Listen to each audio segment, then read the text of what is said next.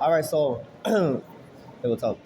Anyway, so my next thing I want to talk about the tribes, though the ones that are born in the mountains or in cassette in little huts, or teepees or chalets, with wooden floors, special wooden floors.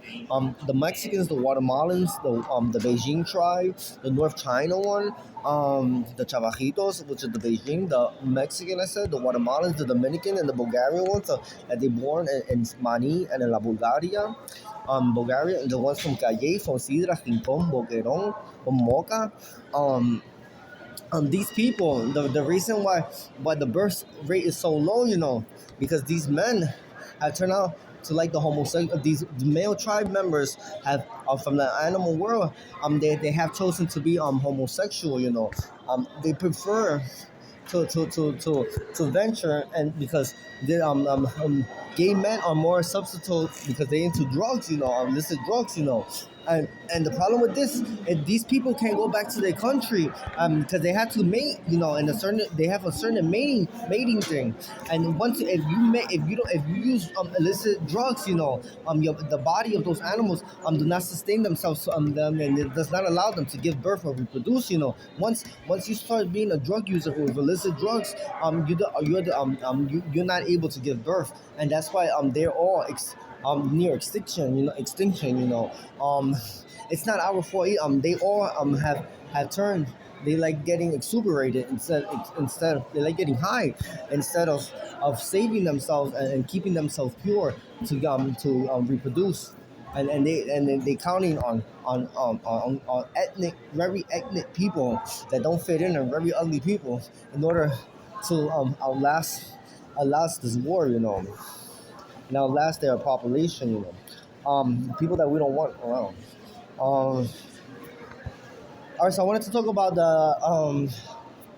because I wanted to talk about the NBA, right? All right, so I'm dealing with the Miami Heat, So I had a player that left. I don't want to mention names, so the penthouse is foreclosed and everything. So I need 3 new players because they're not with it, And people that are not with it are not going to be around for long, So I found that the NBA scouts are a majority black. 87.2% are black, and it's money influence, They pick players that's going to be a little decent or whatever, so they could split the money and they could get high together or whatever. So I found I went through a European website, and there's many good players in Europe and Brazil and in Europe and in South America and Central America and Canada, and these players are not being recruited, They're not being scouted, I have 3 potential candidates coming to Miami, very good. One from Spain, one from Brazil, I think, and one from Israel, or from Germany.